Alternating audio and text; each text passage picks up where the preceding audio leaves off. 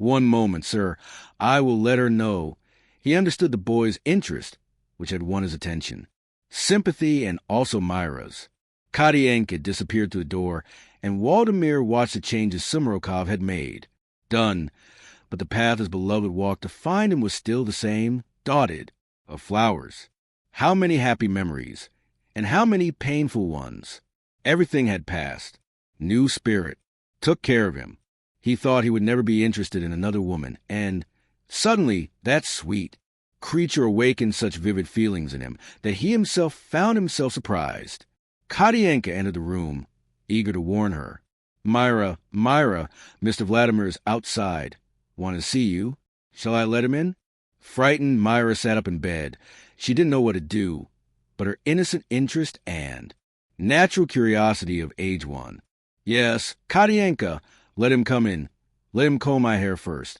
Help me, please. Look how I'm trembling." Her close friend, who she knew as if she were her mother, laughed at her insecurity. "Calm down, Mayra. He's just coming to say goodbye." "Then let's hurry." The two introduced themselves at the door, and Vladimir approached, even more amazed by the similarity of a young woman with her Sasha. Now, observing her better standing up, he realized that the young woman had the same. Sasha's features, the same height, the pink skin tone, the hair color, the way. Intelligent to look at, the sincere smile on her red lips, as if she were a fairy. "Hello, Mayra. Did I wake you up?" He apologized emotionally. "No, sir," he answered timidly, leaning on Karyenka's arm, feeling difficulty standing. "Come in, Mr. Vladimir. Let's sit down," Karyenka invited. "I would like to come in, but I have to go. I just came to say goodbye." "Why are you leaving so quickly?" Mayra ventured. "I will be back much sooner than you think," Vladimir hinted almost confidentially, establishing a subtle agreement between them. "Then I hope we can talk more calmly. I would really like to get to know you better." Mayra didn't know what to answer. Her legs were trembling, her hands were cold, and she was more paler than usual. "Move," she replied. "Come back as often as you want. My father and I will be very happy to welcome you to our humble izba." Before anyone else saw them, Vladimir said goodbye to the two, and when he touched the delicate hand of a young woman, squeezed her gently, Mayra blushed visibly, and her color did not return to normal until he disappeared around the bend in the path with a last wave of his hand. Karyenka, smiling, placed her hand on the girl's heart after the boy had disappeared. "Mayra, you look like you're going to faint." He led her into the house. "Sit down, poor thing." "Child." "Yes, Karyenka, I have never felt such emotion in my entire life. I feel faint. I don't know. Evaluate what is happening to me. I know. Mara, I know those symptoms." "What symptoms, Katlenka?" "You must be in love." "Me? No, not this. It's something different. I don't know what it's like to be in love, because if passion is this, I'll be lost," said Mayra, placing her little hand over her heart, while 2 tears rolled down their faces. "I must cry. It seems to me that if I don't, I'll die, Katlenka." And the young man sobbed like this for a few minutes, under strong emotional impact. Katlenka, accustomed to her stepdaughter, let her vent her feelings while she went about her business, calmly, as if nothing was happening. "This will pass, my Mayra, this will pass," he repeated, washing the dishes. 44 Blue of the Woods. A month had passed since the events involving the people. At the Norobod farm, life returned to normal. The workers, happier, worked enthusiastically. The joy reigned among all. Mayra and Christian, on a beautiful Sunday afternoon, went for a walk in the woods. The day was sunny and inviting. "Today, Mayra, I will take you to the abandoned cabin, where I picked your favorite flowers," he said. Christian, pulling her by the hand. "Don't run, Christian. I can't keep up like that." "You!" The 2 young men ran fast, he in front, pulling her and turning to her every now and then, when, worried about his difficulty in running. "We are getting closer." A few more steps and they saw the old hut, the roof almost collapsing in some walls, destroyed by the action of time. The weeds had grown around the cabin, making it difficult for them to. Prohibited. This is where I hid. Come see the place. And he pulled her inside. Wait, Christian. I can't go any further, said Mayra, stopping near the grabado. There. Something very strange in this very place. She ran her hand over grapnel and then withdrew it, feeling like he was covered in dust. His body was shaking. He was very emotional. What's going on, sis? It's just an old shack. Let's go back, he invited, worried, knowing his sister's sensitivity. If something happened to her, they were very far from home. No, Christian, wait. I need to stay here for a while. The cabin is filthy. We can't even sit down. Christian complained, disconcerted. Don't you want to pick the flowers? He invited. Try and get her out of there before she started to get angry. Impress. Mayra, however, seemed to not want to leave, and he was forced to wait for her to leave. She made up her mind. Her sister looked like a mule when she wanted something. Christian, this place is not strange to me, he exclaimed after meditating for a few moments with his eyes closed, seeming to revisit some memory. Then he opened his eyes and began to examine them. Details of the old house. Now I remember, so I ask you to bear with me. I dreamed several times with this place. It is familiar to me. Maybe you're right, or maybe you've been here before, suggested Christian, trying not to impress her, showing calm. Well, Christian, you know my life very well, and you know that I've never been here before. And you? No. Is this your second time here? Okay, Mayra, I believe in your dreams. You dreamed. So what? Yes, I dreamed. Dreams take us to unknown places, or perhaps places we've already lived, in this world or in other lives, like in a book I'm reading, which was lent to me by the wizard neighbor. So that, know that I am not lying to say that I was here or visited in a dream. I tell you right away, behind this house, there is a well, and it is empty. Mayra spoke with such conviction that Christian immediately went around the house to confirm its description. In the sandy, dirty ground, plants had grown and hid the well that was. Shallow and dry, but there it was. Turning from its surprise, it approached its sister, examining her in detail. How do you know? He asked, impressed. Mayra really did have some powers. Extrasensory. No one could know the existence of that well that was completely covered. Through the foliage, Christian, usually so brave and fearless, now felt frightened. Want to go back. Straight to the house. Let's go, Mayra? Let's go, she said, holding the hand he held out to her. Outside, the wheat field stretched out sight, the yellow ears brightening the landscape, contrasting with the blue sky. On the ground lay the delicate flowers, swaying in the breeze. Fresh, Mayra filled the basket with flowers. Christian also gathered armfuls of blue from the woods, and soon the basket was filled to the handle. Do you still want more flowers? Christian asked, his hands full of them. Come on, Christian, enough. Don't you see that there's no more room? The boy, without caring, purposely poured the flowers into her hair and joked. Now, whoever gets home first gets a kiss. Christian walked ahead, while Mayra ran to catch up with him, shouting, Wait, Christian. But Christian went far, almost disappearing from his view. Her brother took advantage of her difficulty walking and hid to surprise her, giving rise to her party. The young woman looked around and didn't see him. Christian had always been like that, playful and humorous of the brothers. He was the one who had the most affinity with her. The age difference between the two was less than a year old. They grew up like twins, wearing the same boots and coats, sharing the same toys.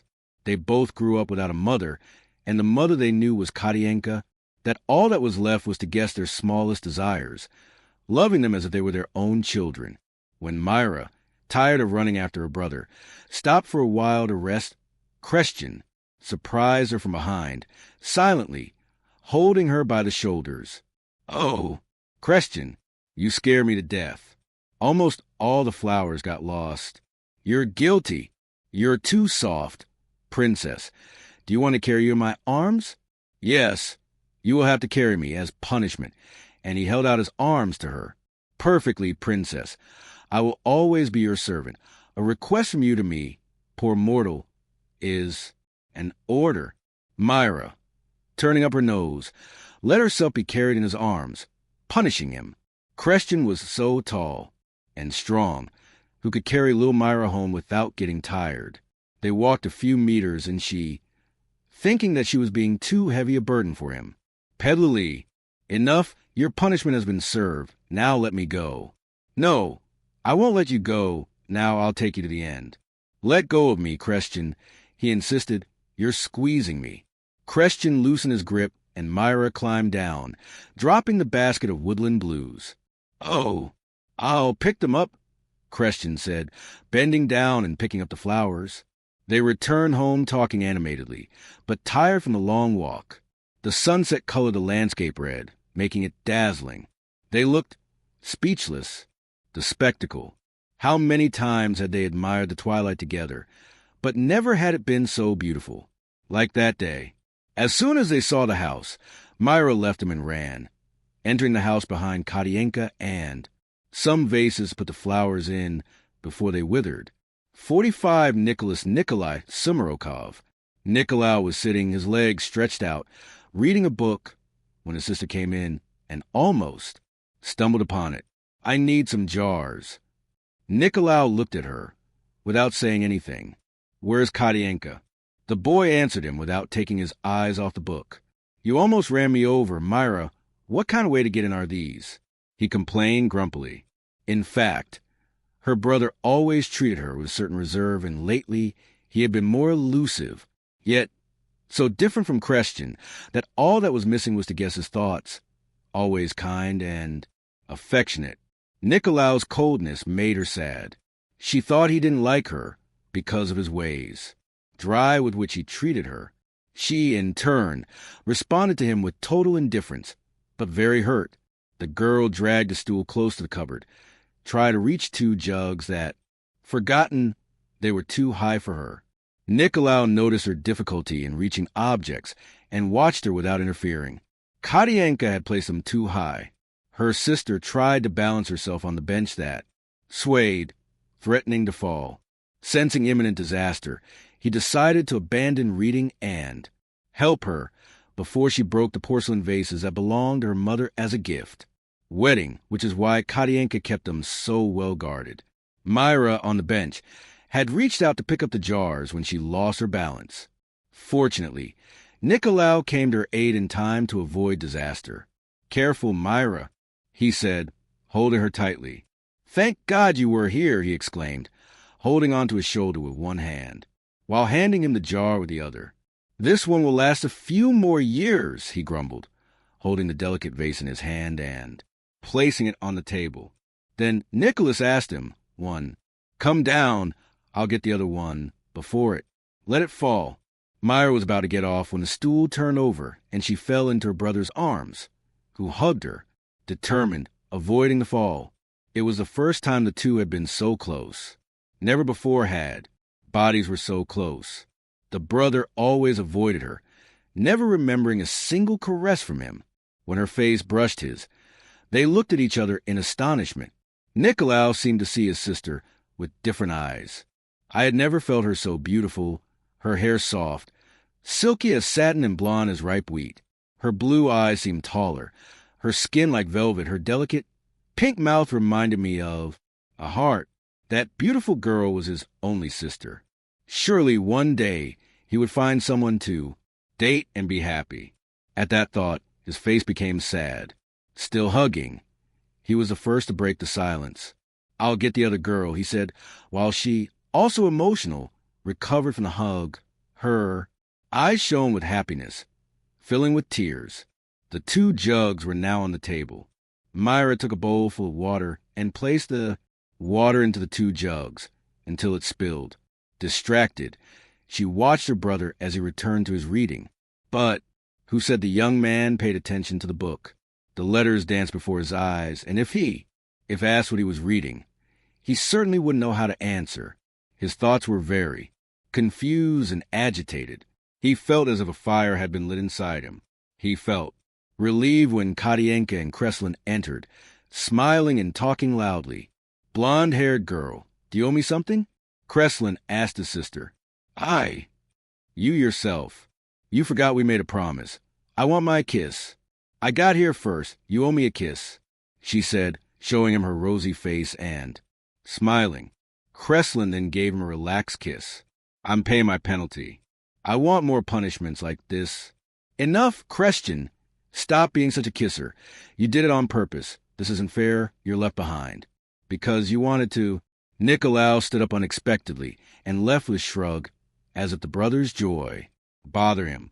What's gotten into him? Ask Kreslin. Leave him alone. Nicolau has more to think about.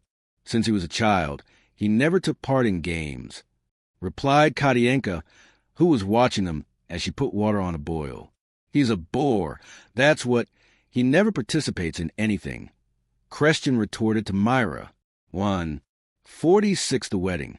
The harsh winter transformed the landscape into a large white sheet of ice. Snow covered the horizon. Everything was withdrawn, people, animals, and birds. The river had transformed into a suspension bridge of ice. Life was slow, but for the poor moujiks things remained as harsh as the winter. Sumarokov had left early on his sled in search of firewood, accompanied by Iulián, sliding through the snow. Suddenly, the dogs began to bark nervously. Dad, look right now. It sounds like a moan, he called, noticing a noise. They both got off the sled and, skating on the snow, managed to reach the moans. It's a marten. She's stuck. Be careful, Dad.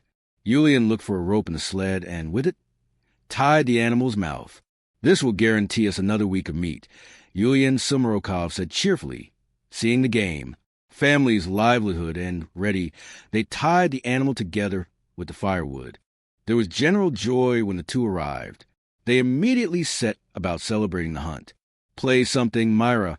I miss hearing you, asked the father, lighting the huge cigar. Mayra went to her room, brought the balalaika, and played a beautiful folk song for her father and brothers. Sounds cheered the poor hut, and the melody reached other houses nearby, to the joy of their residents. Some close neighbors began to approach, and soon the fenced izba was full of children and adults. Everyone gathered around the large, lit stove, while the old man, a copper samovar, heated water for tea. Katienka prepared delicious kvass. The music filled the house with naive and gentle joy. The poor mudjuks could do nothing during the harsh winter, otherwise wait for the snow to melt. When some rays of sunshine appeared, everyone came out of their houses, gathered together and sang songs. Popular, soldier epics in which the Slavic soul poured out its romanticism and aspirations. The who knew how to play instruments gathered together, and the dancing soon began. The young men dressed in clothes. Colorful, the girls let their hair down and practiced the polka, celebrating the arrival of spring. The snow was beginning to melt, announcing the end of winter. Vegetation was appearing on the ground. Tender shoots appeared timidly after a long hibernation and colored the landscape green. It was in this charming atmosphere of celebration and joy that Kosla entered the Norobod farm and found the Sumarokov family preparing for the hunt and the wedding. It was a day destined for hunting wild boar, marten, deer, and other animals that innocently came out from their dens in search of food. In the morning, the women took their party clothes from their trunks, came out of their houses with huge pots, and cleaned their homes to later celebrate the beginning of spring. Amidst this hustle and bustle, in Iulián Sumarokov's house there was another, more important reason. Attractive, it was her wedding day. Katienka had gotten up early. Her family would soon arrive, and some friendly neighbors had come, offering to help her with the ritual that preceded the wedding. The first of them recommended that the bride should take a bath perfumed with herbs from head to toe, then wear a white woolen tunic and sit outside the house, facing the sun, and let yourself be combed by a virgin who prayed under the sun's rays. The ancients said that these preparations brought luck to the bride, guaranteeing her fortune and beauty. The chosen girl was Mayra. After having her hair done and perfumed, the bride should drink a hot pea broth to ensure her health and great offspring. Men could not participate in these rituals. The groom stayed away from the bride because if the saw, He ran the risk of seeing the wedding postponed until next spring. The groom left very early, accompanied by his children and neighbors. They would return later. After preparation of the bride, the groom should be bathed and perfumed by his friends. The men, they would prepare the wood for the fire, choose the best game meat, which they would roast on the embers. Groom would eat the first piece, while being greeted by the others. Iulián's wedding feast promised to start before sunset, and would only end at dawn. Every beginning of spring was as if life was also beginning, but for the bride and groom, in the life of married there was little difference. The only change was the expansion of the house, with the construction of a new room for the couple. Iulián had built the room very quickly so that, on the day of wedding was ready, no one could enter the bridal chamber except the bride and groom, and even then, only after the wedding. Alex had offered the newlyweds a rich barrel of wine, and Mrs. Norobod had given them some coats of fur, hats, rugs, and other household items. Katienka felt gratified after long and dedicated wait. Finally, her desires would be realized in the eyes of everyone, desires that she and Sumarokov were already living in secret. The hard-working girl watched the preparations as if she were preparing for someone else's wedding, but he felt very happy, waiting for his daughter to arrive. Family, Kostya, anxious to see Mayra, had spent the whole day waiting for a chance to visit her, knowing that in the newlyweds' house there was a lot of movement, and the girl ran from one side to the other in the happy bustle, decided to meet her only during the party. His anxiety had led him to approach her several times. Isba, and when Alex returned from hunting, he found his friend immersed in reading a newspaper. The house. It was silent. Most of the employees were helping to prepare the wedding party. The men were working on building a platform for the musicians. In front, a large arch with branches and flowers stood, reserved for the bride and groom. Next to it, another special place, intended for the Pope. In the afternoon, the wedding ceremony would take place, with Sumarokov's formal request of the family, of the girl, the exchange of rings, and the blessing of the priest. Then the bride and groom would dance with the guests. Starting the dance and the offering of drinks and food, the groom would drink with his friends before, disappear with the bride to the bedroom, and, when the bride was asleep, he would return to the party and would drink with friends until the end. Mayra went from one side to the other, dancing with her brothers. Only Nicolau dodged and, however, no matter how hard she tried, she couldn't get him out of his corner. Nicolau, don't you want to dance with your sister? Asked his father, seeing his effort. Dance with Katienka, Mayra, and I will be a new couple. Katienka pulled him by the arm, without giving him time to get up, dodged, and dragged him into the middle of the party. Everyone was dancing happily, and the bride and groom left the dance hall, leaving the two brothers in front of, ahead, marking the polka. Nicolau, serious, could not dodge and disturb the dance. His sister, beautiful, lively and cheerful, dancing enthusiastically. She was, without a doubt, the most beautiful girl in the place. For in an instant he forgot that she was his only sister.